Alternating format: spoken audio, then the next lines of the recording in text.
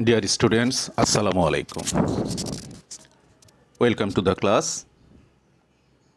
Today we will continue our class on acid-base disorder, and our today's topic is metabolic alkalosis.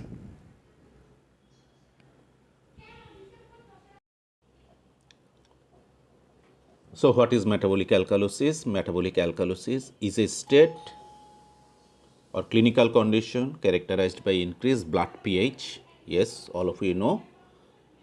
Alkalosis always means increased blood pH due to primarily increase in plasma bicarbonate with unchanged partial pressure of carbon dioxide. As it is metabolic, so bicarbonate will be changed. In metabolic acidosis, bicarbonate will be decreased. In metabolic alkalosis, bicarbonate level increased. So it is the definition. So increased pH, increased bicarbonate, partial pressure of carbon dioxide is normal.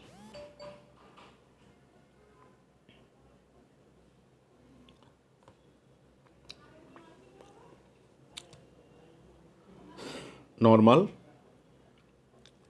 ion difference, cation and anion, and in the right side we can find that in alkalosis what happens? Bicarbonate level increase, higher chloride level decrease, increase bicarbonate and decrease chloride.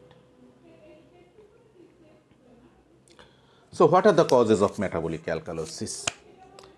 Metabolic alkalosis, the most important cause is ECF depletion. ECF depletion, where loss of sodium, chloride, hydrogen and water occurs. In our last class, I told all of you that above umbilicus and below umbilicus, GIT, if we separate it, so above umbilicus, GIT content means stomach contents, how it comes out abnormally by vomiting.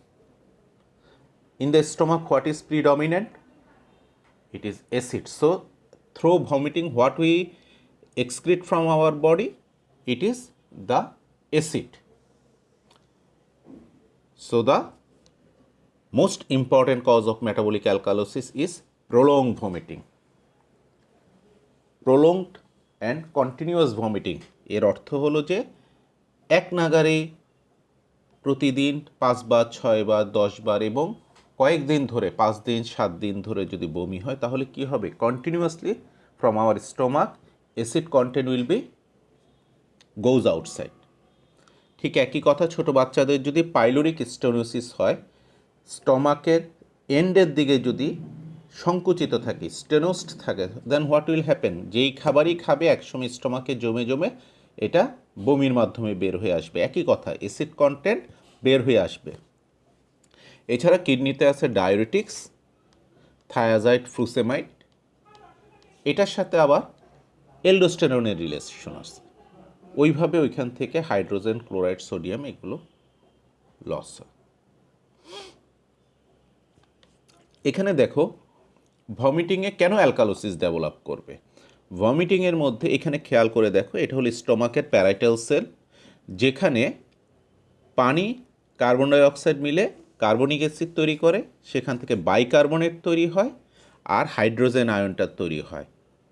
Hydrogen ion goes to the stomach lumen আর bicarbonate enters into the blood in exchange of chloride. এই ক্লোরাইডটাও কী হবে? সোডিয়ামের সাথে বা পটাশিয়ামের সাথে কোথায় যাবে? স্টমাক লুমেনে যাবে। তাহলে খেয়াল করে দেখো, এই হাইড্রোজেন এবং ক্লোরাইড মিলে কি তৈরি করতেছে লুমেনের মধ্যে?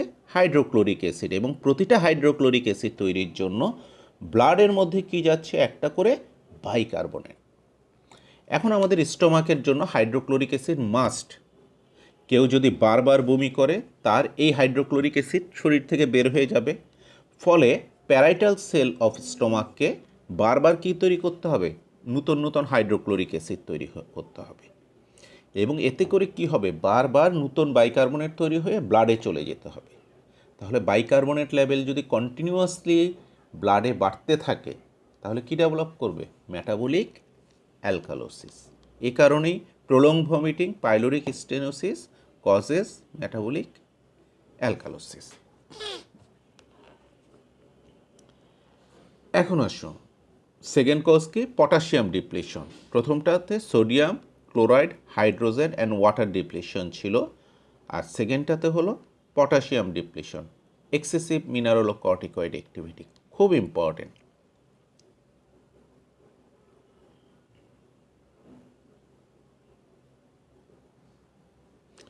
Primary aldosteronism, secondary aldosteronism. আমরা কিন্তু আগেই বলেছিলাম এল্ডোস্টেরন কোথায় কাজ করে, এই যে ডিস্টাল কালেক্টিং টিউবিউলে, ডিস্টাল টিউবিউলের মধ্যে কালেক্টিং ডাক্টে কাজ করে। কি করে খেয়াল করে দেখো, এখানের মধ্যে লুমেনের মধ্যে যে এখানে গ্লোমেরুলার ফিল্ট্রেট থাকে, সেখান থেকে সে সোডিয়াম রিঅ্যাবজর্পশন করবে ইন এক্সচেঞ্জ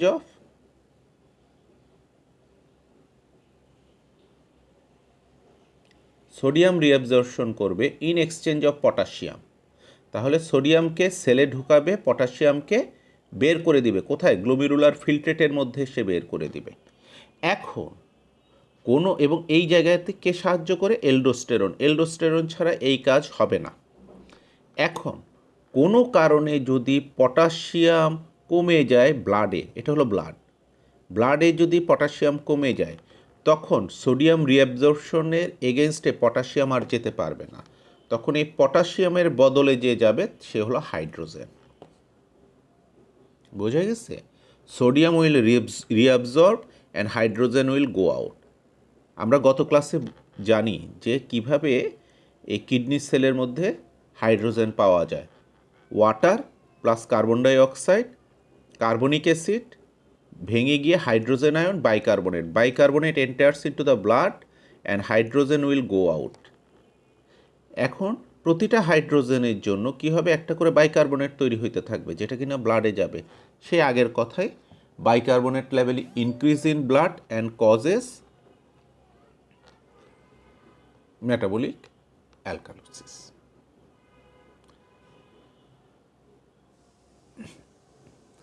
এখন last, administration of exogenous alkali. হ্যাঁ, কেউ যদি বাইরে থেকে বেশি পরিমাণে অ্যালকালি খেয়ে ফেলে, তার ক্ষেত্রে অ্যালকালোসিস ডেভেলপ করবে অবশ্যই। যেমন একটা খুব কমন উদাহরণ, বয়স্ক মানুষরা কিংবা ছোট বাচ্চারা যারা ঠিক মতো বোঝে না, তারা যদি অ্যান্টাসিড সিরাপ, যেটা আমরা গ্যাস্ট্রিকের ব্যথা হলে বা বুক জ্বালা পোড়া করলে 2 চামচ খেয়ে থাকি, সেটাকে কি করে 1 বোতল যদি খেয়ে ফেলে, কিংবা ছোট বাচ্চাকে যদি এই পানের যে চুন আছে সেই চুনকে যদি দধি বা কোনো কিছু মনে করে 1 গাদা মুখে দিয়ে গিলে ফেলে, তাহলে কি হবে, বোতার অ্যালকালি। সো এই বেশি পরিমাণে অ্যালকালি খাওয়ার ফলে কি হবে, তাদের মেটাবলিক অ্যালকালোসিস ডেভেলপ করতে পারে। এছাড়া আরও অনেকগুলো কজ আছে, যেমন আমরা ব্লাড প্রিজার্ভ করি যেই একটা ব্যাগের মধ্যে, ওইখানে যে ফ্লুইডটা থাকে এটা হলো alkaline.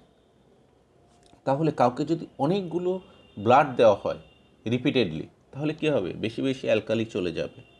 It will causes metabolic alkalosis.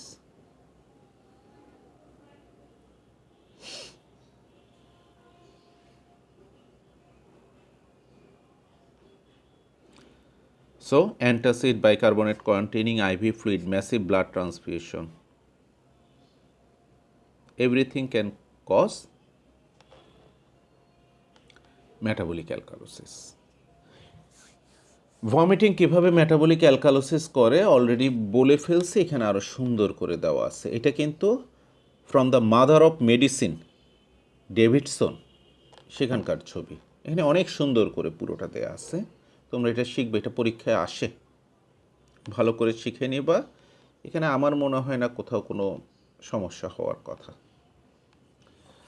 Now cause আমাদের শেষ। আমি আগেও বলছি, আমাদের প্রত্যেকটা অ্যাসিড বেস ডিসঅর্ডার থেকে আমাদের 4টা জিনিস শিখতে হবে। 1 নম্বর হলো ডেফিনেশন, 2 নম্বর হলো কজ, 3 নম্বর কম্পেনসেশন, 4 নম্বর কারেকশন। এটা মাস্ট, এর সাথে কিছু অ্যাসোসিয়েটেড কোশ্চেন থাকে, তবে এই 4টা কোশ্চেন অবশ্যই লাগবে। তাহলে আমাদের কজ ডেফিনেশন এবং কজ শেষ, মেটাবলিক অ্যালকালোসিস। এখন আছে কম্পেনসেশন যেহেতু মেটাবলিক, তাহলে কম্পেনসেশন অবশ্যই হবে কার মাধ্যমে, বাফার এবং রেসপিরেটরি সিস্টেম। রেসপিরেটরি সিস্টেমের মাধ্যমে কিভাবে হবে? হাইপোভেন্টিলেশন। হাইপোভেন্টিলেশন, শ্বাস কম, বেশি বেশি শ্বাস ফেলবে না, শ্বাস যখন ধরে রাখবে তাহলে কি হবে? কার্বন ডাইঅক্সাইড শরীরে জমে যাবে, partial pressure of carbon dioxide increase করবে। তাহলে দেখো bicarbonate increase, partial pressure carbon ডাইঅক্সাইডও যদি ইনক্রিজ করে তাহলে দুটো ইনক্রিজ মিলে পিএইচটা নর্মাল হবে। আমরা কম্পেনসেশন আগেই জানি, compensation only concentrate on pH. কম্পেনসেশনের মূল থিমই হলো সে পিএইচকে নর্মাল করবে, অন্য কিছু না। আর কারেকশন মানে all three parameter will be in normal range. তাহলে অ্যালভিওলার ভেন্টিলেশন যদি কমিয়ে দেওয়া হয় তখন যে সিনারিটা দাঁড়াবে সেটা হলো increase bicarbonate, increase partial pressure of carbon dioxide and pH normal. Before compensation it was increase pH, increase bicarbonate. And it occurs quickly, of course কিছু মিনিটের মধ্যে এটা হবে। এবার আসো correction of metabolic alkalosis occurs by renal system. Yes, metabolic যে কোনো কিছু অ্যাসিডোসিস বা alkalosis both corrected by renal system, এবং ওই তিনটা প্যারামিটার আগে যেটা বলা হয়েছে, reabsorption of bicarbonate, regeneration of bicarbonate, secretion of hydrogen. Metabolic অ্যাসিডোসিসে ছিল এই তিনটা জিনিসই বেড়ে যাবে, আর এখানে হলো তিনটা জিনিস কমে যাবে। ডিক্রিজ রিঅ্যাবজর্পশন অফ বাইকার্বনেট, তার মানে গ্লোমেরুলার ফিল্ট্রেটে যে বাইকার্বনেটটা থাকবে সেটা রিঅ্যাবজর্ব হবে না, ইউরিন দিয়ে বের হয়ে যাবে। তাহলে কি হচ্ছে? বাইকার্বনেট এক্সক্রিট হচ্ছে বডি থেকে। 2 নম্বর কথা হলো কিডনি সেলের মধ্যে বাইকার্বনেট তৈরি হবে না, এবং হাইড্রোজেন আয়ন ইউরিন দিয়ে সিক্রেট হবে না। এর অর্থ কি? অ্যাসিডকে প্রিজার্ভ করবে। Ultimately alkalosis will be corrected. এই যে দেখো এখানে তিনটা প্যারামিটারই নর্মাল হয়ে আসছে। ওকে,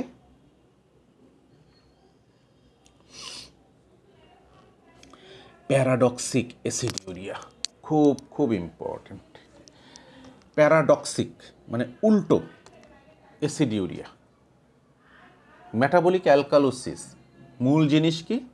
শরীরে বাইকার্বনেট বেড়ে গেছে তথা অ্যাসিড কমে গেছে। ক্লিয়ার? বাইকার্বনেট বেড়ে গেছে, অ্যাসিড কমে গেছে, মেটাবলিক অ্যালকালোসিস। গুড, অ্যালকালি বেড়ে গেল, অ্যাসিড কমে গেল। তাহলে ইউরিন দিয়ে কি যাওয়ার কথা? অ্যালকালি। যেহেতু অ্যালকালি বেড়ে গেছে, alkali will be loss through urine, মানে কি bicarbonate will be loss through urine. But কিছু ক্ষেত্রে দেখা যায় যদিও শরীরে অ্যালকালোসিস এবং অ্যাসিডের পরিমাণ কম, ইউরিন দিয়ে অ্যাসিড এক্সক্রিট হচ্ছে, তার মানে হাইড্রোজেন আয়ন বের হয়ে যাচ্ছে, নট বাইকার্বনেট।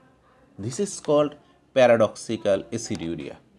তার মানে প্যারাডক্সিক্যাল অ্যাসিডিউরিয়া অ্যালকালোসিস কন্ডিশনকে আরও ডিটোরিয়েট করে দেয়, আরও অনেক খারাপ কন্ডিশনের মধ্যে চলে আসে। কেন? দেখাই এখানে, আগেরগুলো তোমরা পড়ে ফেলবা, ওই পড়াগুলোকে এখানে আমি একটা ছবির মাধ্যমে দেখাই। নর্মালি নিয়মটা কি? রেনাল টিউবুলের মধ্যে sodium will enter into the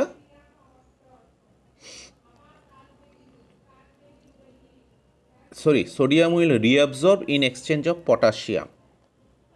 Sodium will reabsorb by kidney cell in exchange of potassium, and here aldosterone is needed. আগেই আমি ছবিটা দেখিয়েছি। এখন কোনো কারণে যদি হাইপোক্যালেমিয়া ডেভেলপ করে, পটাশিয়াম লস হয়ে যায়, কখন হইতে পারে? ডিক্রিজ সিরাম পটাশিয়াম, অনেকগুলো কজ আছে, এর মধ্যে একটা প্রজেক্টাইল ভমিটিং আছে। বেশি বেশি ভমিটিংয়ের ফলে পটাশিয়ামের পরিমাণ কমে গেছে, এবং আমরা খুব ভালো করেই জানি পটাশিয়াম লেভেল ব্লাডে একটা ক্রিটিক্যাল লেভেলে মেনটেন হয় 3.5 to 5 মিলিমোল পার লিটার, তার মানে খুব কম। এখন এই 3.5 যদি 3.2 হয়, এতেই শরীরের মধ্যে বিভিন্ন অ্যাডভার্স ইফেক্ট দেখা শুরু হবে, এবং in that case potassium will not excrete through kidney, তার মানে ইউরিন দিয়ে আর পটাশিয়াম যাবে না। হাইপোক্যালেমিয়া হলে। কারণ কি, আরও যদি পটাশিয়াম যায় তাহলে হার্ট ফেলিউর হয়ে হার্ট বন্ধ হয়ে গিয়ে মানুষ মারা যাবে। ফলে এখানে পটাশিয়ামকে প্রিজার্ভ করাটা খুব ইম্পর্টেন্ট কিডনির জন্য। আবার সোডিয়াম রিঅ্যাবজর্ব করাটাও খুব ইম্পর্টেন্ট। তখন কি করবে কিডনি? তখন সে পটাশিয়াম এবং সোডিয়ামের এই এক্সচেঞ্জ সিস্টেমটাকে বন্ধ করে দিবে এবং সে করবে কি, এই পটাশিয়ামকে রিঅ্যাবজর্ব করাবে, ব্লাডে নিয়ে আসবে in exchange of hydrogen ion, এবং এই hydrogen ion will go to the urine or glomerular filtrate in exchange of sodium. খেয়াল করে দেখো, শরীরে অলরেডি কি ডেভেলপ করছে? অ্যালকালোসিস। এবং ব্লাড থেকে কি বের হয়ে যাচ্ছে ইউরিনের মধ্যে? Hydrogen. This is called paradoxical aciduria. কখন হয়? একমাত্র কন্ডিশন যখন অ্যালকালোসিসের সাথে হাইপোক্যালেমিয়া থাকবে। যেই মেটাবলিক অ্যালকালোসিসের সাথে, সেটা কারণ যাই হোক না কেন, যদি পটাশিয়াম কমে যায় তখন সেটা অ্যালকালোসিসকে আরও ডিটোরিয়েট করে। এটা জানাটা আমাদের জন্য কেন ইম্পর্টেন্ট? তুমি যখন একটা পেশেন্ট ডিল করবা মেটাবলিক অ্যালকালোসিসের, তোমাকে অবশ্যই অতি দ্রুত ইলেকট্রোলাইট করতে হবে এবং পটাশিয়ামের দিকে খেয়াল রাখতে হবে। কারণ পটাশিয়াম লেভেল যদি ওই পেশেন্টের কম থাকে, অ্যালকালোসিস আরও ডিটোরিয়েট করবে পেশেন্ট খুব দ্রুত। You will lose the patient. That's why you must have to correct the potassium. Got it? এ কারণে এই টার্মটা খুব ইম্পর্টেন্ট, প্যারাডক্সিক্যাল অ্যাসিডিউরিয়া।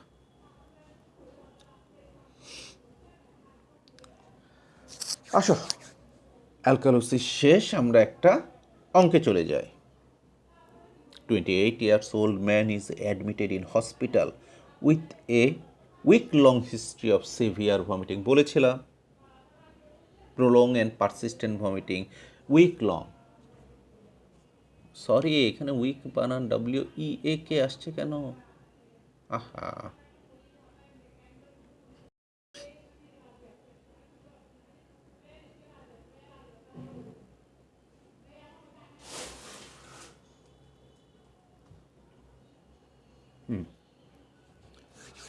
তাহলে সিভিয়ার ভমিটিংয়ের সপ্তাহের উপরে একটা হিস্ট্রি আসছে এবং হাইড্রোজেন আয়ন কত?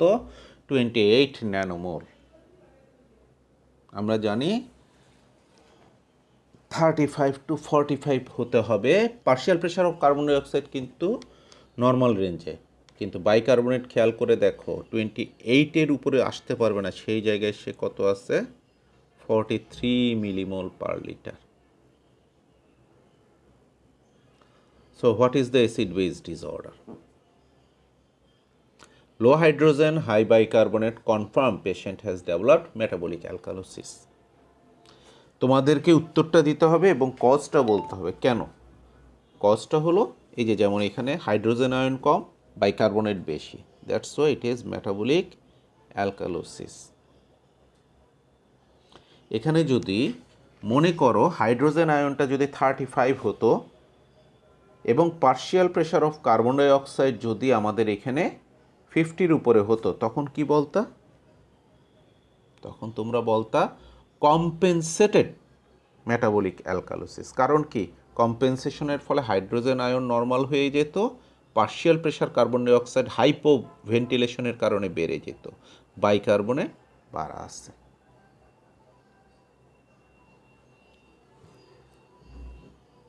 ঠিক এরকম আরেকটা কোশ্চেন, একটা পেশেন্টের pH 7.49, bicarbonate 35, partial pressure carbon dioxide 48, anion gap 16।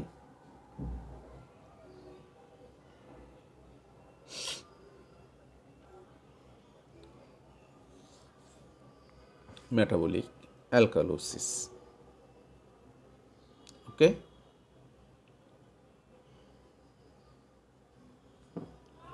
ঠিক একইভাবে একটা ছোট্ট বাচ্চা মেয়ের প্রজেক্টাইল ভমিটিংয়ের কারণই হলো পাইলোরিক স্টেনোসিস, যেখানে সোডিয়াম পটাশিয়াম, এই যে খেয়াল করে দেখো পটাশিয়াম কত 3, তার মানে কন্ডিশনটা খুব দ্রুত ডিটোরিয়েট করবে। Will have to correct this potassium. Okay, pH বেশি, partial of pressure of carbon dioxide বেশি এবং বাইকার্বনেট লেভেল কি অনেক বেশি।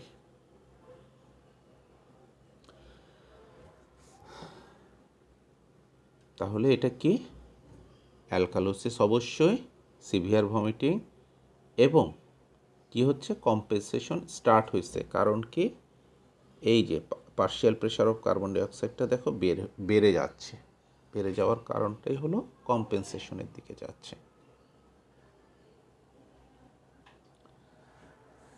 নাও রেসপিরেটরি অ্যাসিডোসিস, আমরা এটা কিছুক্ষণ পরে আজকের মতো শেষ করব। আমরা নেক্সট ক্লাসে রেসপিরেটরি অ্যাসিডোসিসটাকে শেষ করে দিয়ে রেসপিরেটরি অ্যালকালোসিস, সো আমাদের অ্যাসিড বেস ডিসঅর্ডার কমপ্লিট ইনশাআল্লাহ in next class. Respiratory acidosis আমরা এই ছবির দিকে না তাকিয়ে আমরা বলতে পারি অ্যাসিডোসিস শব্দের অর্থ হলো decrease blood pH. Okay, respiratory means always partial pressure of carbon dioxide change.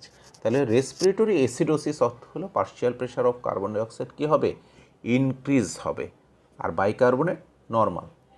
তাহলে it is a clinical condition characterized by decrease in blood pH due to increased partial pressure of carbon dioxide and serum bicarbonate level is normal or unchanged. Decreased pH, increased partial pressure of carbon dioxide, bicarbonate unchanged.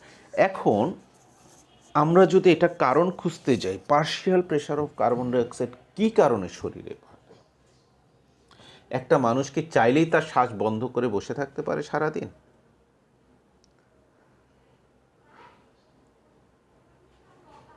একটু চিন্তা করে দেখো। মনে করো তুমি প্রতি 5 মিনিটে একবার করে শ্বাস নিয়ে চলতে পারবা না। তাহলে কি কারণে তোমার শরীরের মধ্যে partial pressure of carbon dioxide বাড়তে পারে? এর একমাত্র এবং একমাত্র কারণ হলো কোনো একভাবে আমার রেসপিরেটরি সিস্টেমের মধ্যে যদি সমস্যা হয়, সেটা আমাদের লাংস হতে পারে, আমাদের রেসপিরেটরি মাসেলগুলো হতে পারে, এনিওয়ান, অথবা বোথ, অথবা একেবারে সেন্টার, ব্রেনে যেখানে রেসপিরেটরি সেন্টার থাকে। তাহলে দেখো 3টা জায়গা আছে। একটা হলো রেসপিরেটরি সেন্টারে যদি কোনো প্রবলেম হয়, লাংসে প্রবলেম হয়, কিংবা লাংসের পাশে যে প্লুরা এবং নিচে ডায়াফ্রাম, বাইরে ইন্টারকোস্টাল মাসেল, এগুলোতে যদি সমস্যা হয়, তাহলে কি হবে? একটা মানুষ পর্যাপ্ত পরিমাণে নিয়মিত শ্বাস ফেলতে পারবে না। শ্বাস ফেললেও কার্বন ডাইঅক্সাইডের সাথে অক্সিজেনের এক্সচেঞ্জ হবে না। So what may be cause? Respiratory অ্যাসিডোসিসকে 2টা ভাগে ভাগ করা যায়, একিউট এবং ক্রনিক। একিউট মানে হঠাৎ করে ডেভেলপ করছে, সাডেন, দিনে দিনে হয়ে গেছে। ক্রনিক মানে মাসকে মাস, 1 মাস, 2 মাস, 3 মাস, এমনকি বছর লাগছে ডেভেলপ করতে। তাহলে একিউট রেসপিরেটরি অ্যাসিডোসিস, ক্রনিক। সবচেয়ে ইম্পর্টেন্ট এবং সবচেয়ে কমন যে কজটা আছে রেসপিরেটরি অ্যাসিডোসিসের, একটা একিউট এবং একটা ক্রনিক। সেটা হলো, যেমন তোমার বন্ধু বান্ধব, এদের মধ্যে তুমি পেয়ে যাবা একিউট কজটা, কারো না কারো আছে তোমাদের এই 50 জনের মধ্যে। সেটা হলো অ্যাজমা। ইয়েস, অ্যাস্থমাতে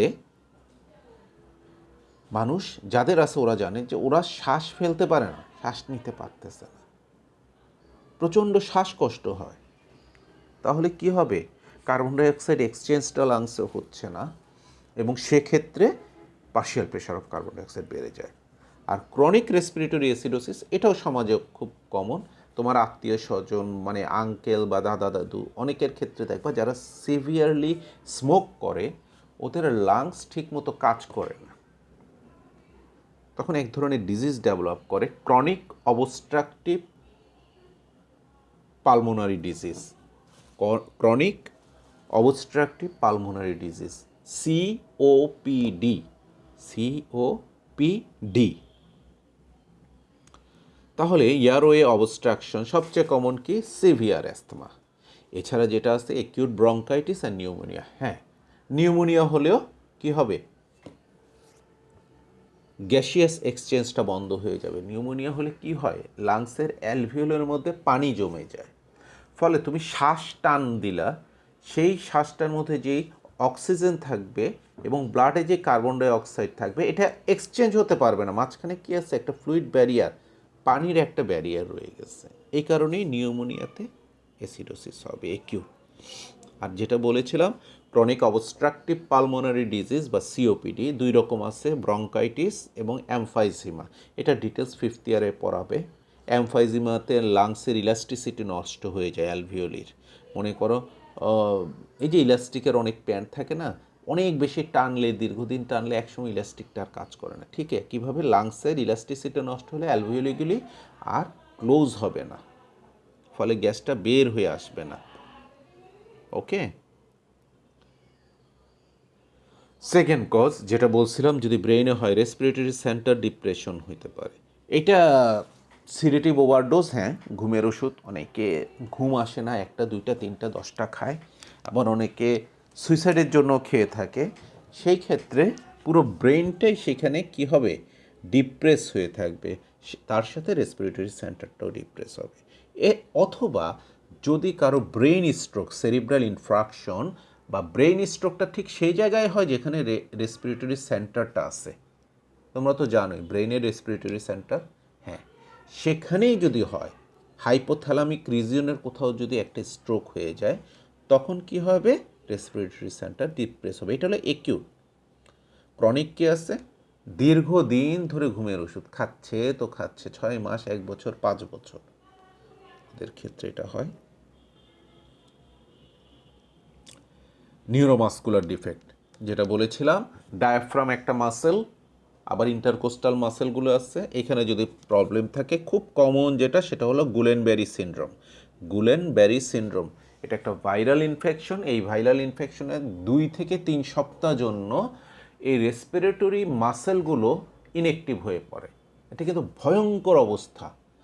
ওই মানুষটার, ওই বাচ্চাটা, সাধারণত বাচ্চাদের হয়, বাচ্চাটার কোনো সমস্যা হয়নি, শুধু তার লাংসও ঠিক আছে, লাংসের নিচে যে ডায়াফ্রাম আছে এই ডায়াফ্রামটা অকেজো হয়ে গেছে, এবং শুধুমাত্র অল্প কিছু দিনের জন্য এই অকেজো অবস্থায় মানুষটা মারা যায়।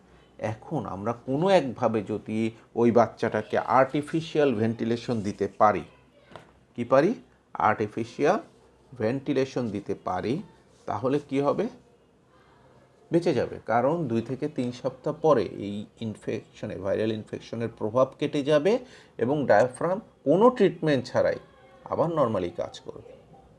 এই কারণেই গুলেনবেরি সিনড্রোমটা ডায়াগনোসিস এবং দ্রুত ম্যানেজ করাটা খুব important. Number 2, organophosphorus compound poisoning. Jessore এলাকায় প্রচুর ক্ষেত আছে, ধান ক্ষেতের বিষকেই বলা হয় ওপিসি, এবং কেউ যদি সুইসাইড করার জন্য, কিংবা হঠাৎ করে মনে করো কেউ কোকের বোতলের মধ্যে এটা রাখছে, কৃষকের বাচ্চা, ছোট বাচ্চা না বুঝে এটাকে কোক মনে করে মুখে দিয়ে খেয়ে ফেলছে। এছাড়াও বটুলিজম, টিটেনাস, এগুলোর দ্বারাও হয়। Chronic poliomyositis, multiple sclerosis. Multiple sclerosis খুব ইম্পর্টেন্ট একটা জিনিস। নার্ভের বিভিন্ন জায়গায় মায়োলিন সিট উঠে যায়, এটা ডিটেলস এগুলো তোমরা 5th ইয়ারে পড়বা। তাহলে আমরা যেটা পেলাম, রেসপিরেটরি ট্র্যাক্ট অবস্ট্রাকশন যদি হয়, 2 নম্বর হলো রেসপিরেটরি সেন্টার যদি কোনো কারণে ডিপ্রেস হয়, 3 নম্বর পেলাম নিউরোমাস্কুলার ডিফেক্ট। লাস্ট হলো রেস্ট্রিকটিভ, রেসপিরেটরি সেন্টারে কোনো সমস্যা নেই, এয়ারওয়েতে কোনো অবস্ট্রাকশন নেই, নিউরোমাস্কুলার ডায়াফ্রামে কোনো ডিস্টার্ব নেই, কিন্তু রেস্ট্রিকটিভ ডিফেক্ট আছে। অর্থ কি, নিউমোথোরাক্স, হিমোথোরাক্স। দেখো একটা ছবি, এটা হলো নিউমোথোরাক্স, লাংসের, এবং এটা হলো প্লুরার বাইরের লেয়ার, এটার সাথে প্লুরার ভিতরের লেয়ার, এই 2 লেয়ারের মাঝখানে যদি বাতাস জমে যায়, বিভিন্ন কারণে হতে পারে, অ্যাক্সিডেন্ট থেকে হতে পারে, কেউ স্ট্যাব করলে, একটা ছুরি বসাই দিল, ওইখান দিয়ে বাতাস ঢুকে হতে পারে বিভিন্নভাবে। এই বাতাসটা জমে যাওয়ায় দেখো লাংসটার এই লেফট সাইডের লাংসের মতো এতটা এক্সপান্ড করতে পারেনি, এবং এইটার ভিতরে আর গ্যাসের এক্সচেঞ্জ হওয়া সম্ভব নয়। এটা হলো নিউমোথোরাক্স, রেস্ট্রিকটিভ। রেস্ট্রিকশন হয়ে যায়, কিন্তু লাংসের সমস্যা নেই। হেমোথোরাক্স হলো ঠিক একই জিনিস। এই হলো লাংস, এই প্লুরার ভিতরের লেয়ার, প্লুরার বাইরের লেয়ার, এবং এই মাঝখানে ব্লাড জমে গেছে। ঠিক একইভাবে ব্লাড জমে যাওয়ার ফলে কিংবা পুজ জমে